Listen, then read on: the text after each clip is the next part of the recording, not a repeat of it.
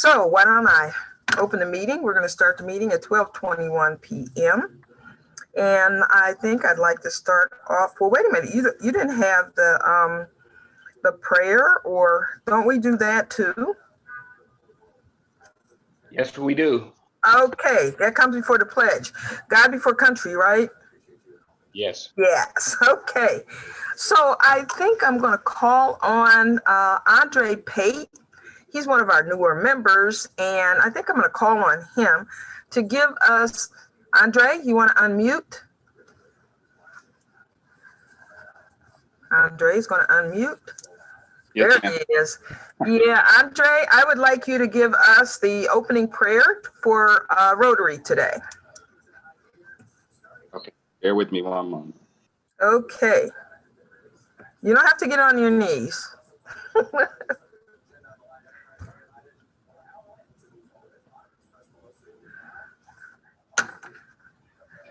Okay, I'm sorry. Go right ahead. Go right ahead. Is this a standard prayer or just a general prayer? Whatever you come up with. Just bless us. Just bless us. Will do.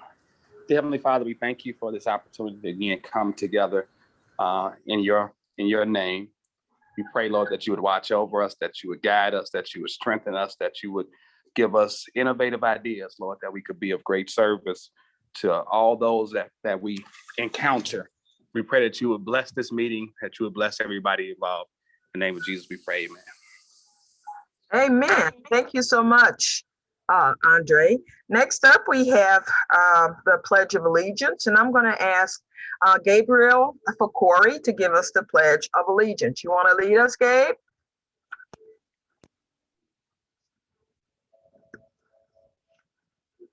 You have to come off mute first. Okay, can you hear me? Yes, we can. I pledge allegiance to the flag of the United States of America and to the republic for which it stands, one nation, under God, indivisible, with liberty and justice for all. Thank you, Gabe. Next, we're going to have Jordan to give us, lead us in the four-way test. Jordan? Hi, Clerk. I'm on the space right now to do it because I'm on an elevator. Oh, okay. Well, so why don't I ask the chief to do that for us? He knows it by heart. All right. Hey, that's a retired chief now. Hey, once a chief, always a chief. All right. Okay. The four-way test of the things we think, say, or do. First, is it the truth? Second, will it be beneficial to all concerned? Third, will it build goodwill and better friendships? Fourth, will it be beneficial to all concerned? Thank you, Chief. And remember, once a chief, always a chief, okay? Next up is Rotary business. So do we have anything that we need to cover? Jordan, I know you're working on something. Do you want to have a word here now? Yes, thanks, Clark. I'm sure. Back out of place. So good evening. So not good evening, goodness. Good afternoon, everybody. I sent an email and also a reminder in Rallyhood for the first part of the Strategic Planning Committee, the new proposed constitution. Please get all input to us via the Survey Monkey link by tomorrow. Close of business. We will be presenting the information and the draft constitution to the board for its recommendation of adoption of the new bylaws at the Monday, August 16th meeting. And then we'll be calling a special meeting on next Thursday evening to discuss and for the membership to have its input and buy-in as we vote to adopt our new club constitution. Finally, we are still moving forward in our process of our policies and procedures manual. We'll have some updates in the next couple of weeks, and then we'll follow the same process that we followed for the new club constitution adoption and consideration. So more to come on that, but always please feel free to give me a call and or email me if you have any input, questions, or concerns. All input is welcome as well. Thank you. Jordan, let me just thank you again for all of your work on our proposed new constitution. You took the tiger by the tail, and yeah, you're doing an excellent job. Thank you so much. We appreciate it. Thank you. Okay, any other Rotary business? Yeah, Clerk, I just want to have one other announcement for the good of the membership. Sure, go ahead. President Lipka just sent a note out and mentioned that Sue Flanagan, one of our long-term members, to keep them and families in prayers, given the unexpected loss of Susan and Patrick's son. So I just wanted to bring that forth for the club's awareness, and if we can maybe give a moment of silence and reflection of their loss. Thank you, Jordan. It was my intention to do exactly that. Sue had twin sons, and this was one of the twins. And on behalf of the Rotary, Maywood Proviso Rotary Club, yes, we will have a moment of silence.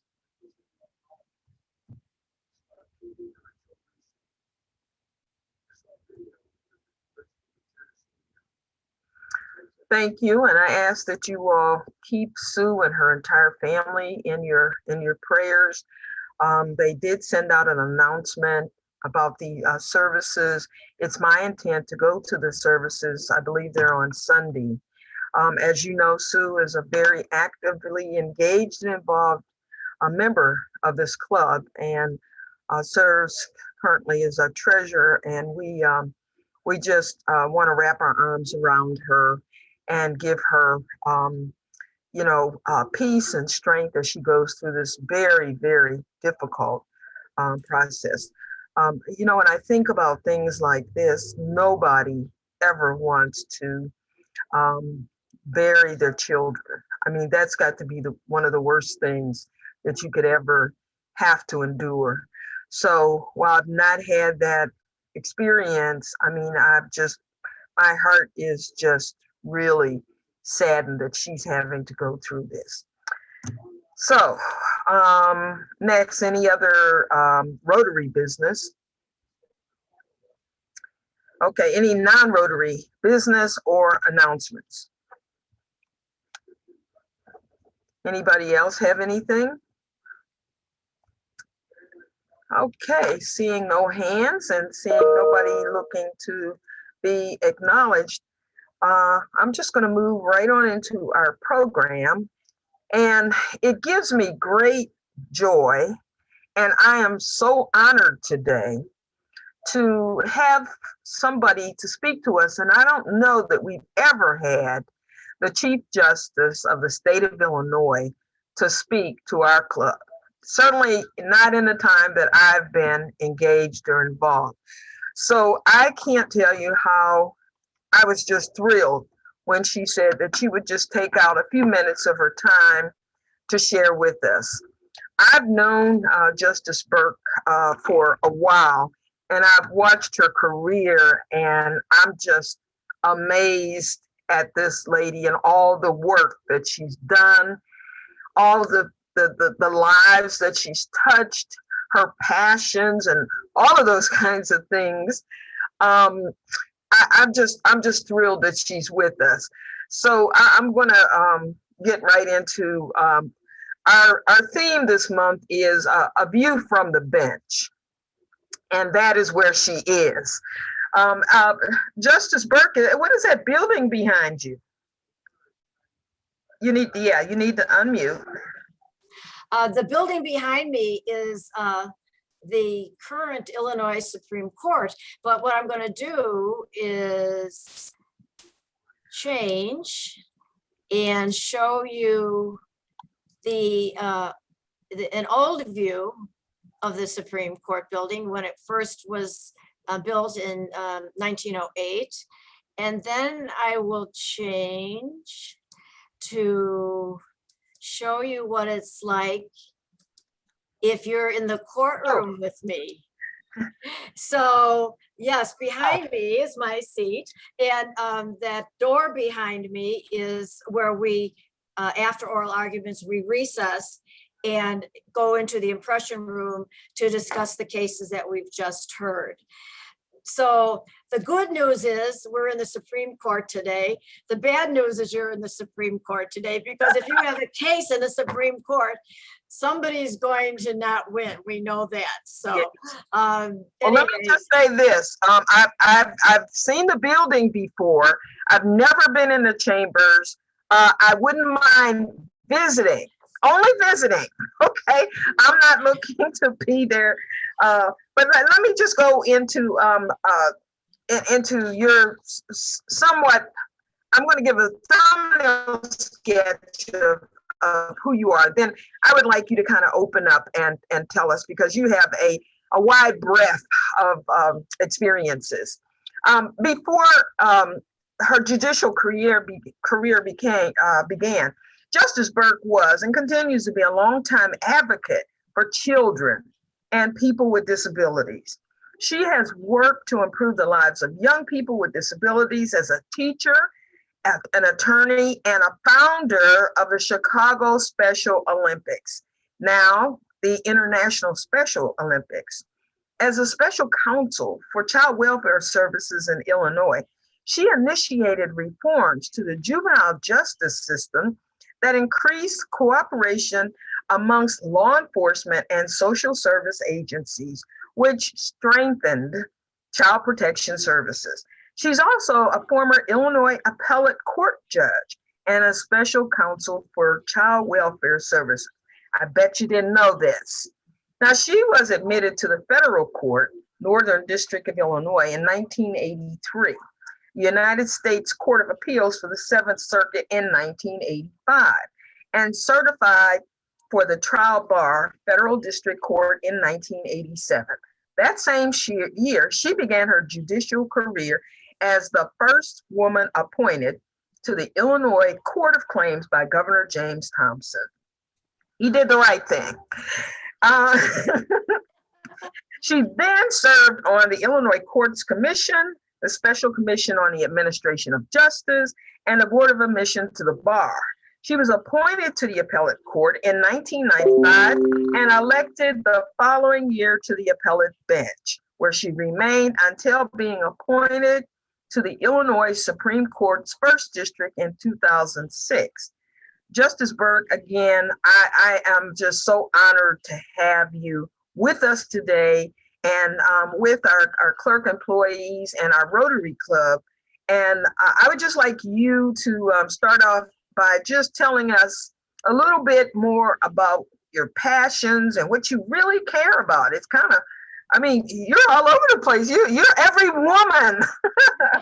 Oh, well, Clerk Yarborough, I just want to thank you so much for inviting me to spend some time and with your guests today for Lunch and Learn series. I know that the initial request was about law enforcement, but you also said I could talk about my own ideas. And I do want to give some positive information to you about the judicial branch. But I do want to tell people that I've not always been in the law. I grew up in Chicago on the Chicago South Side, 47th and Ingleside, 63rd and Western. I went to local schools, mostly Catholic, and I was a very poor student, really not getting much more than C's. But I did love sports. So I kind of grew up in Chicago parks. I learned how to run, jump, twirl my baton, swim, tap dance. And that's where my passions began, was on the fields of our Chicago parks, Avalon Park, Foster Park, West Pullman Park, all of those places where I worked as a young woman who was a college dropout. I dropped out. I only had 1 year of college, and I didn't go back to school until my husband told me that nobody would pay attention to me if I didn't have my my college degree. So I went back to school. I had 3 children at the time, and I went to DePaul's School for New Learning. Then I had our 4th child, and he said, well, you'd be a better advocate for people with learning disabilities if you were a lawyer. And I said, now this has to stop, because I am not a very good student. And I knew that I got through college okay, but I did have tutors. But I did learn while I was in college that I'm dyslexic. And that's why I was a very poor student. I transposed my numbers and my letters and everything else. But I did go to law school, and I did have a tutor the whole time to help me, to correct things for me. And so by the time I graduated, I was over 40. So then I started my law career in the neighborhood on 51st Street. So a lot of people don't know that about me, but it's not that interesting about me, but the idea that why I'm so passionate about children and youth is because we are in charge of mentoring our children. And if I hadn't had a mentor, I never would be sitting where I am on the bench of the Illinois Supreme Court. And so every child needs an opportunity for all of us, no matter where you are and where you live, to mentor your children, to make sure they have the opportunities that I had even later in life, because you never know what it leads to. And today, as the Chief Justice with the pandemic, I'm using all the skills I learned while I was a gym teacher for the Chicago Park District. I could do a layup playing basketball, but I couldn't do a free throw. So now I'm in a position where there's a lot of things I don't know. And but I get people who know how to do it. So I'm still a coach today. So what you learn, they say in kindergarten, or what you learn in play and the parks in Chicago, you can use today. So that's the beginning of my life as a professional. But I'm anxious to talk to you about what has happened across Illinois in the judicial branch with COVID.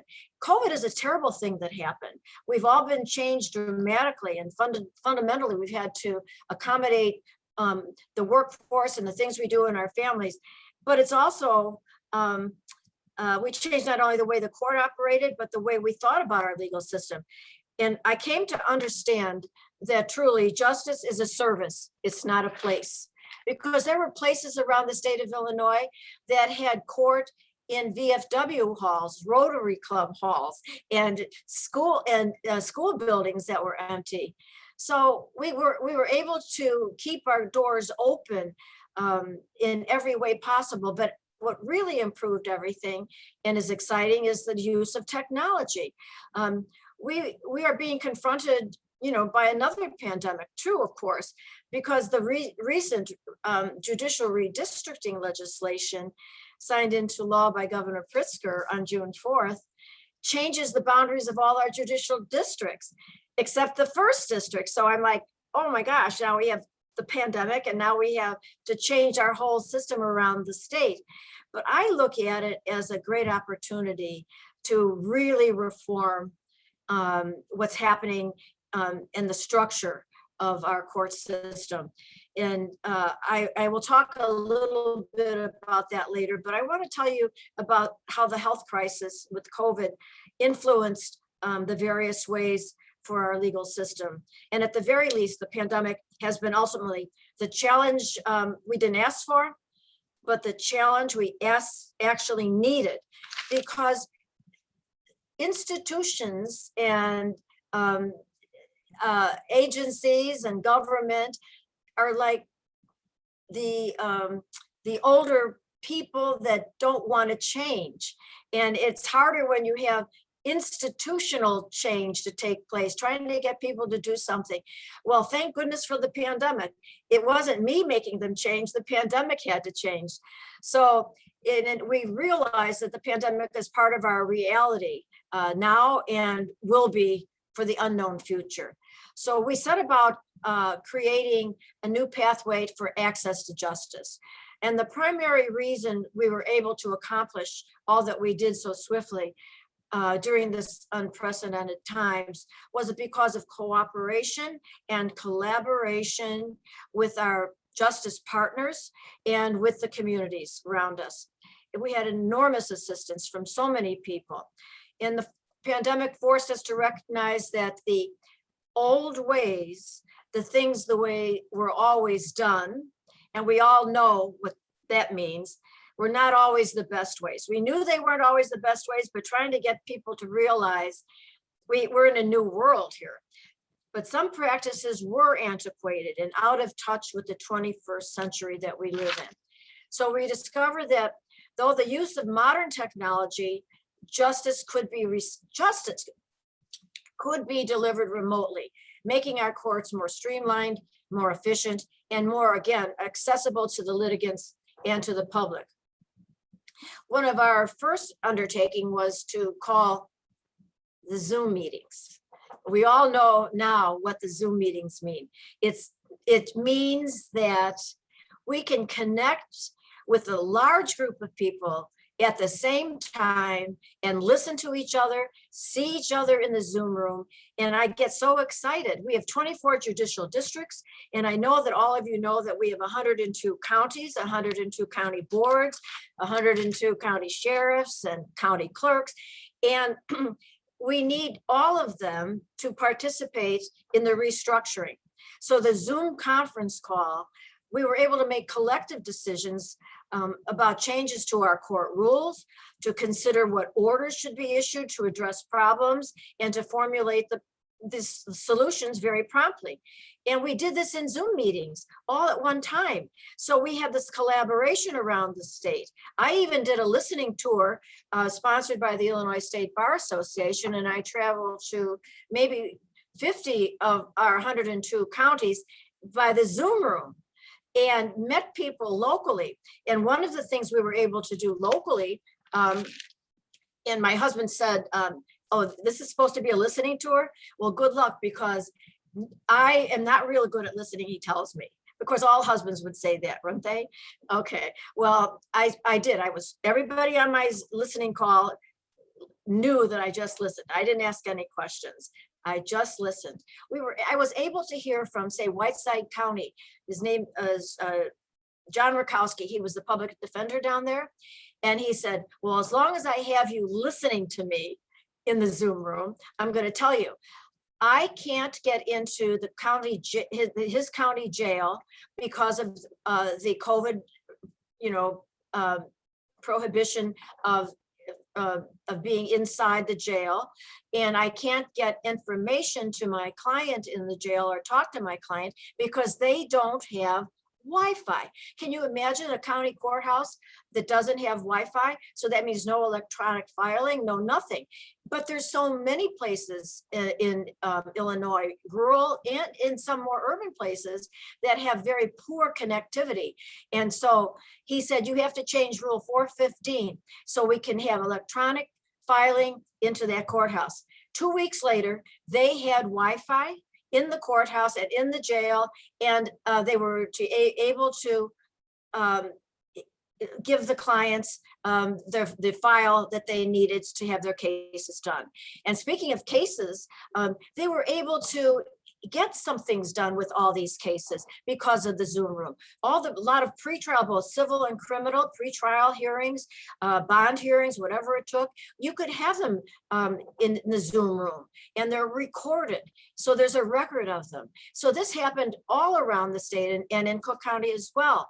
So a lot of people don't understand that the judicial branch is working and we are having access to justice for everybody. Also, what we've learned is that there are more and more self-represented litigants throughout the state. And what we need to do is try to reach out to them. So this problem is statewide, and it's getting even worse because of a number of people are out of jobs. They can't afford a lawyer. So a number of the programs that we began was a online dispute resolution, and it's across the state. We have a hotline accessible by telephone, email, and text to provide legal information to anyone needing answers to common procedural questions, not legal questions, but procedural, how to access the courthouse. And what we're in the process now, we have a pilot project with legal navigators, people who are going to be in the courthouses to help people who come in to navigate what to do and where to go. And they can ask procedural questions. We expanded to remote access to court documents through Search Illinois. We also had last year through Access for Justice, free legal answers for civil appeals programs. So somebody could call and get, it was self-represented, get some legal answers from a lawyer about their civil appeal from a pro bono lawyer. And this has been a priority once we realized that according to the statistics, self-represented litigants now account for 41% of civil appeals. That's huge. I don't think people understand that there is no democracy if you can't access our justice system. And there are not only there are poor people, but there's the working poor, people who do work, who can't act, they don't have enough money to hire a lawyer, and they can't access the justice if they don't have a lawyer or some way of accessing it. So we're trying to work with that population of individuals to be able to provide some pro bono legal assistance virtually for them, or in the courthouse as a navigator. So there's a lot to be done.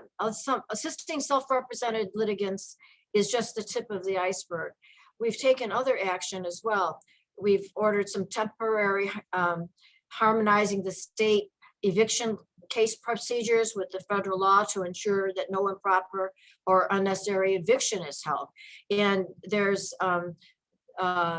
information out there that is being considered to extend the eviction to October 1st, lifting the evictions.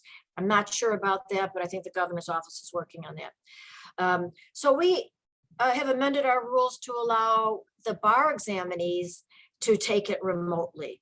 In February, the remote bar exam, not only were there United States citizens from other states taking the exam, but 38, I think the number is, other countries logged in to take our Illinois bar exam. And that's unheard of, allowing the use of online and virtual platforms for mandatory legal education programs, not only for lawyers, but for judges.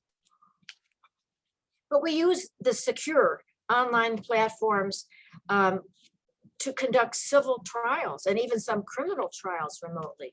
And it can be done. And if you think about it, you can hold portions of every trial remotely. For instance, you can take the depositions remotely. You can take preliminary hearings and status calls remotely. And when the courts open even more for in-person, then the litigant and the lawyer can ask the judge to have a hybrid, part virtual and part in person. And why not? I mean, we are going to use this technology going forward. Everyone younger than me, I mean, my grandchildren, 2 to 20, that's all they know is their iPhone. And they're going to grow up and they're going to expect court systems and other state institutions to be available to them remotely. So we better get our act together to make sure we're ready and preparing our agencies for them to start using remote, because that's how they work. I mean, I can't even tell you the number of times that the downstate lawyers have told me that because they can now access the courthouses. I mean, the 5th district, the old 5th judicial district, well, it's still the 5th judicial district, has 38 counties. And you can imagine being a lawyer down there and having to travel to all the different 38 county courthouses to make a status call. That's, first of all, that's unconscionable. No lawyer should have to do that. They should be able to log in remotely. They should get a continuance. How efficient that is for the court. They can get more things done. They can get more trials done faster because they have an easy motions and actually hearings can be done remotely the same way. And then you don't have to, the lawyers and their clients don't have to travel. And then you have to think about other kinds of clients who are litigants. For instance, in abuse and neglect cases, how we've been able to have the biological parents participate in the visitation and the court case because they have a cell phone. So they can be on Zoom on the cell phone.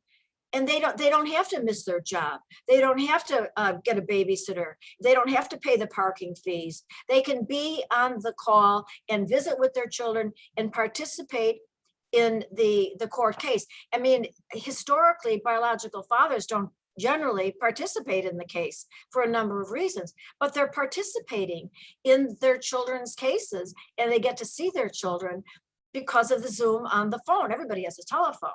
And so that is working.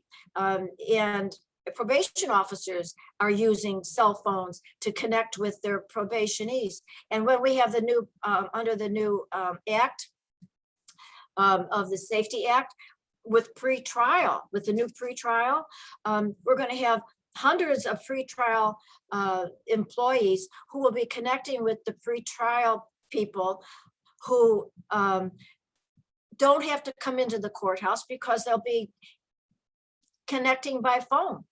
It'll be electronic and it'll be so much safer. You can always call somebody. You can always email somebody. Don't forget your court date tomorrow. You don't have to come in and you might not even have to come into court. So we are in a new world and we have to embrace it and we have to continue in the future.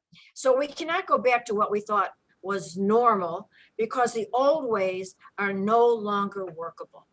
They really are not workable. And this is even true in the way the courts are being staffed.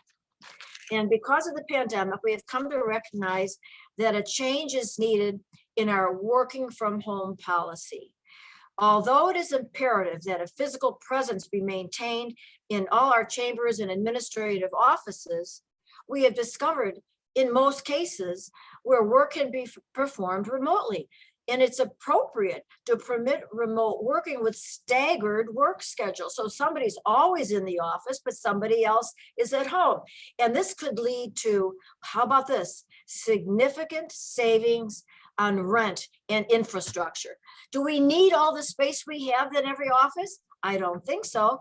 I think that we could share that space because we alternate. And this is an example in our reporter of the Supreme Court's office. He has suggested, and we've found, that by having his staff of 11 people work remotely on an alternating basis, we can maintain a small office in our administrative office in Springfield, eliminating the need to rent space in a building which was previously quite high. So by doing this, using our own administrative office and those employees coming in an alternating basis and doing some things at home, we saved $100,000 in rent. So we're looking at other ways we can consolidate or eliminate other workspaces to even greater savings. So it's something to think about. And I always, we're looking at and getting help from people who are good at this. In the real estate world, there are people who know how to minimize and maximize space. So I would suggest that, and we're going to be getting help on how to do that on a more permanent basis. So hopefully we'll get some help. Justice Burke, oh my goodness, we could listen to you for the next couple of hours, okay? You've just covered so much ground here, but what I want to do is open it up. We do have some questions in the chat, and I want to be, judicious. I'm going to use that word, of your time that you so graciously have shared with us. So why don't I, let me see, one of the first questions, could you tell us what the makeup of the court is currently? Yes, right now, I'm the chief judge, and I've been on the court 16 years. Rita Garman is the longest serving judge in Illinois. She's from Danville, Illinois. She's the second woman on the Illinois Supreme Court. I'm the third. And Rita, how about this? In the new real judicial redistricting, she got redistricted out of her district. So those are problems that we're going to be dealing with under the redistricting issue, which I won't get to. But I just want you to know that Rita Garman is the most senior. I'm the second. Mary Jane Tice is the fourth woman on the court, and she's from Cook County. She's going to be the chief judge in 2 years because we rotate. We have terms of 3 years. So everybody gets a chance to know the administration of the judicial branch. And so that way, all of us have information that we can help each other That's with. nice. The That's next most senior, and that's by Constitution. The Constitution requires that. That's great. The next person is Justice P. Scott Neville, who just got elected, but he was appointed by Justice Charles Freeman, my dear friend and mentor, who's passed away a couple years ago. And Justice Freeman was the first African-American on the court, and now Justice Neville is the second. After him comes Michael Burke from DuPage County, but he's now going to be in the third new judicial district. He was a state's attorney out in DuPage. Then comes David Overstreet, who's from Southern Illinois. He was on the appellate court before, and Robert Carter, who was on he's only sitting in the third district's spot until the next election. There'll be an election, so he is not going to run for it. So he's been on the appellate court and the trial court for decades, and so our court is quite diverse, and that's by Constitution. Isn't this nice? I think this is a wonderful thought. It maybe we could think about this. Whoever decided it made sure there were 5 judicial districts. The legislature made there were 5 judicial districts, and the people who are on the Supreme Court have to live in their judicial district. So that means, for sure, geography, we have geographical diversity. Yeah. And it's built in by the Constitution. That's great. It's so hopefully the other diversity will come along with it. But I just want to say, when running for office, most offices, you have to live in the community that elected you. The Constitution says that, and it's about judges, even sub-circuit judges. You're supposed to be reelected in the same sub-circuit you were elected from, because if you do that, if you really leave, you're not being reelected by the people that elected you. Exactly. And that keeps diversity. Yes. It keeps a solid hope that we will be diverse in our judicial branch. And diversity is important for all kinds of reasons. So that's good to know. So in your deliberations and what have you, who actually makes the decision on who writes the opinion or dissents? There's 7 justices. So we have a chart, 1 to 7. So if I'm number 2, if I had the last case last term, by transparency, number 3 gets the first case. Number 4 gets the second case, number 5, and down the line, and then back to 1. That's how it's done. The case is assigned to you via your number and who had the last case. Now that also takes in the idea of recusals for some reason. Say, for instance, I'm going to be getting the next case because I had the number 1 had the last case last time, so I'm number 2. But because of some reason, I recuse myself. So number 3 will get the first case in September. And anybody can decide they can write a dissent no matter what. It doesn't, you don't worry about that. It's whoever is not happy with the decision can write a dissent. If they're unhappy with the majority, they can write, or only a part of it, they can write a special concurring. And so that's up to us. But the transparent decision of who gets the case is just by your number.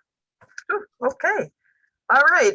Next question is, how will the redistricting, and you've mentioned that word several times, of the sub-circuit vacancies impact the Supreme Court?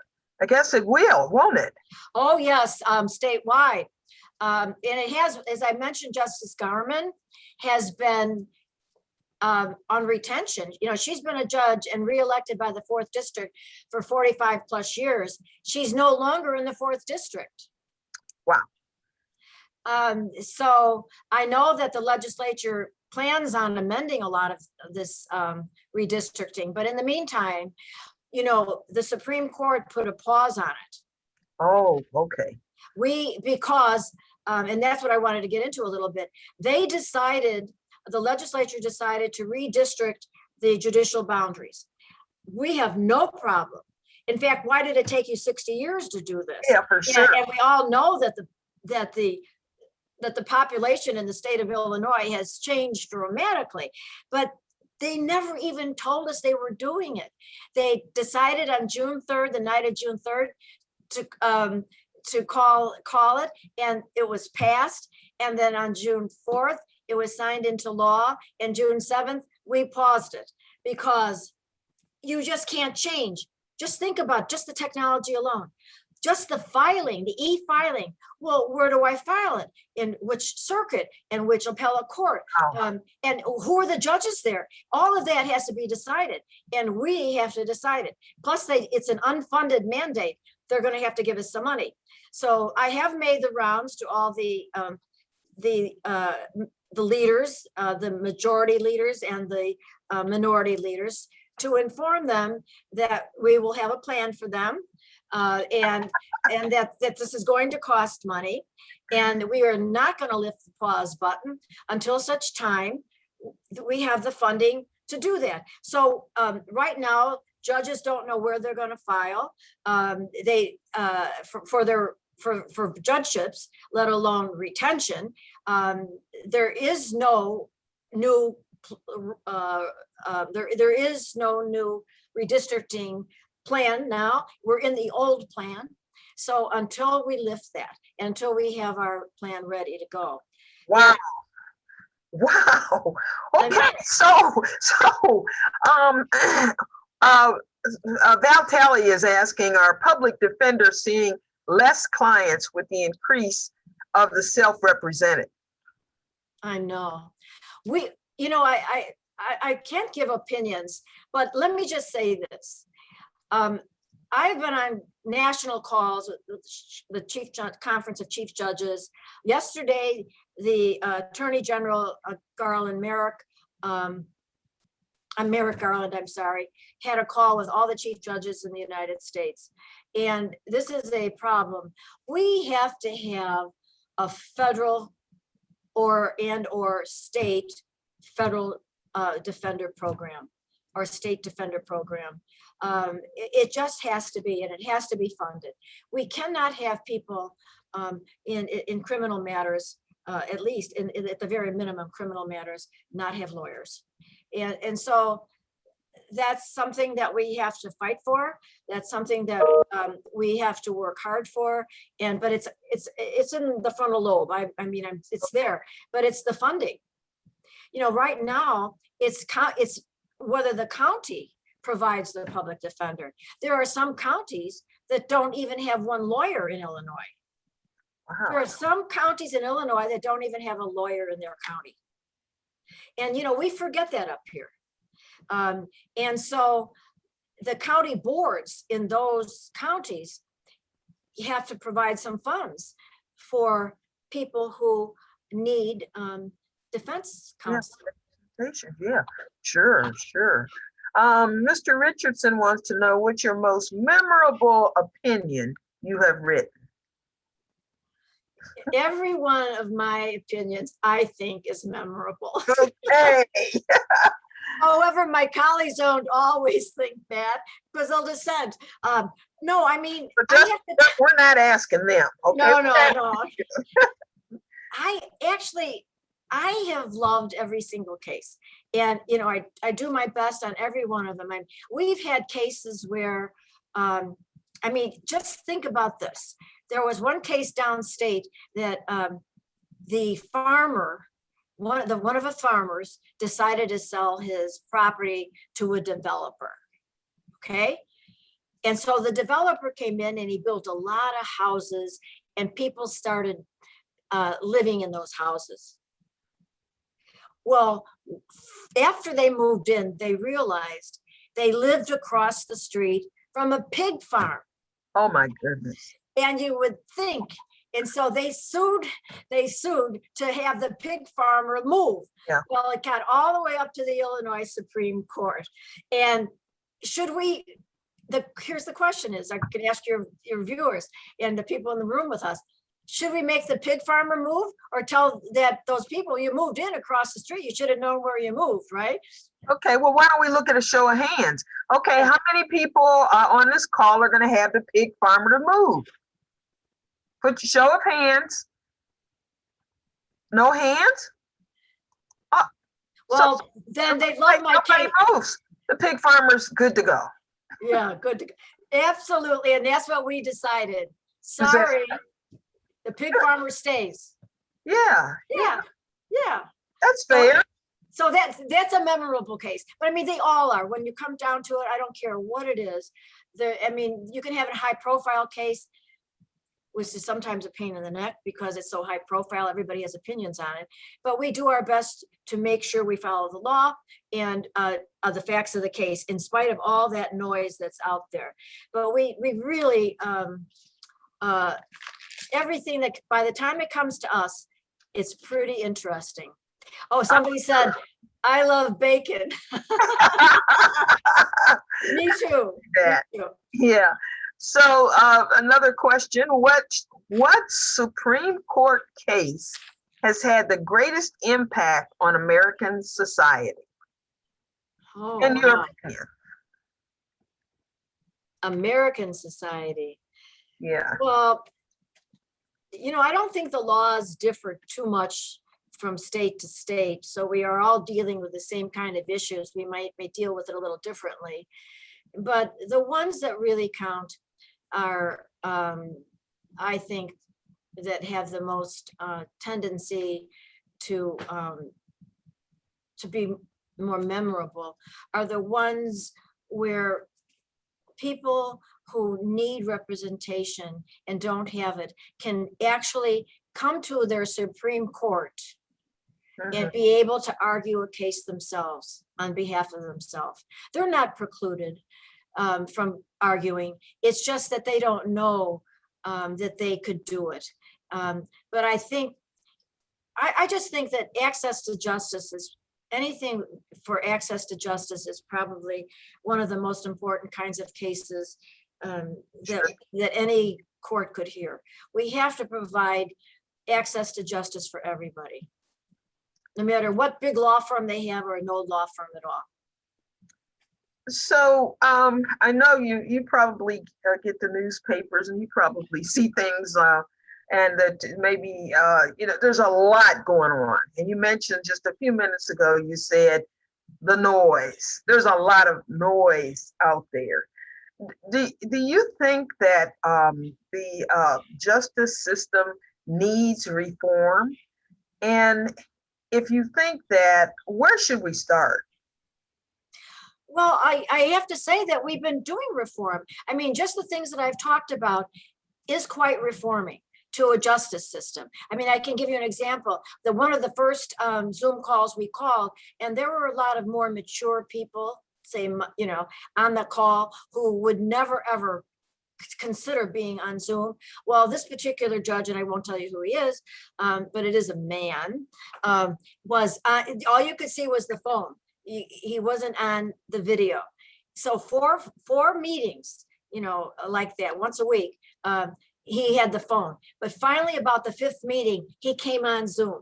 And I laughed, and we all laughed and we clapped because he wasn't going to be left behind. So yes, I have to tell you this, everything can be improved.